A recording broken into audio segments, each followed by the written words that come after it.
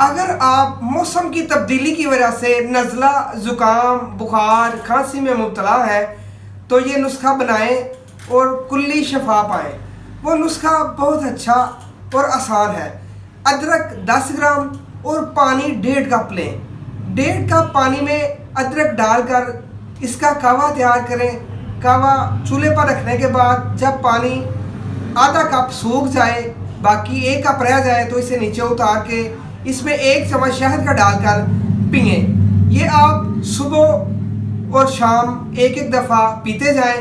नज़ले, ज़ुकाम, खांसी, बुखार से निजात पाएँ। अल्लाह हाफिज़।